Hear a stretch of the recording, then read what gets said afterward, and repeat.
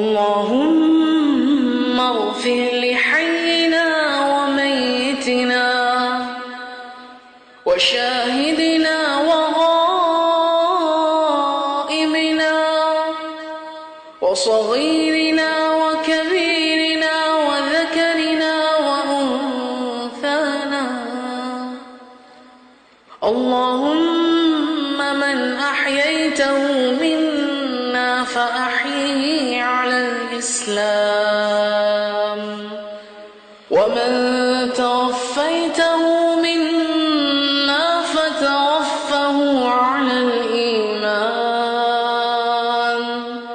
اللهم لا تحرمنا أجره ولا تضلنا بعده.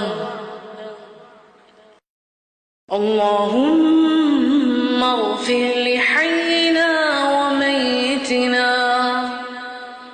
وشاهدنا وغائبنا وصغيرنا وكبيرنا وذكرنا وأنثانا. السلام عليكم. ناصر مصبي حاول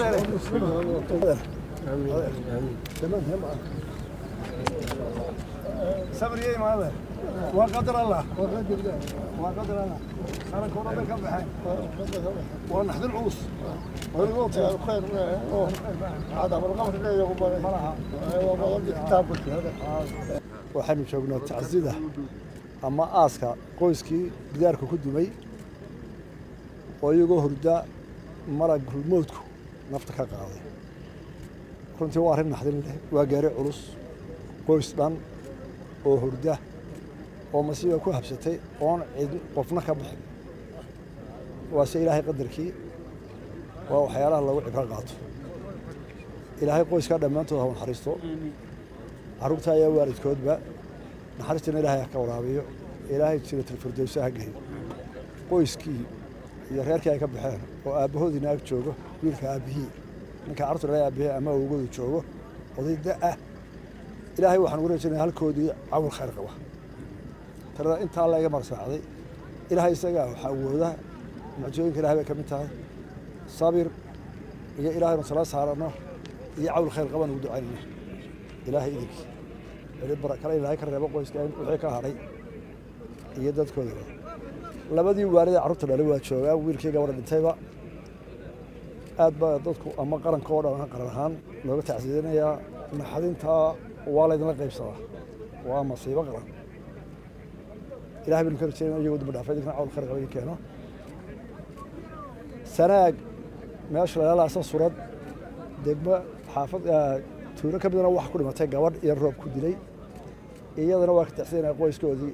naxariistina ilaahay waa uga baryaynaa inuu ilaahay dembigooda dhaafo. waxaan fariinal ka dirayaa laba qolo, dadku inay ka fogaadaan meelaha daadmareenka ah. waa nimco ilaahay keenay, dee nimco walo nusqaanteeda leh oo taageeradiina u keentay. waxaa ilaahay dadka aan aad iyo aad u farayaa in ay ka fogaadaan meelaha biyo mareenka, dadka ay ka sii digtoonaadaan. qolada baabuurta wadda iyagana mas-uuliyad baynu furaynaa.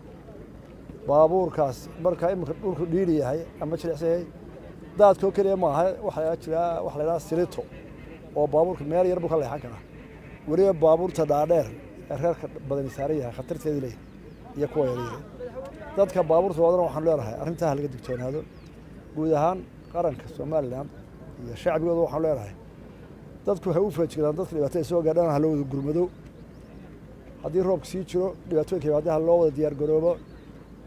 nin xoolo haya, nin xoog haya, nin caqli haya, dadku ha isku tashado, ha iskaashado, dhibaatooyinka ha qaybsado. ilaahay waxaan ugu rajaynaynaa ugu ducaynaa qoyskaa ilaahay cawl khayr qaba halkooda u dhigo, iyagana dambi dhaafo, dhammaanteena inooga daba naxariisto. wasalaamu calaykum waraxmatullahi wabarakaatu.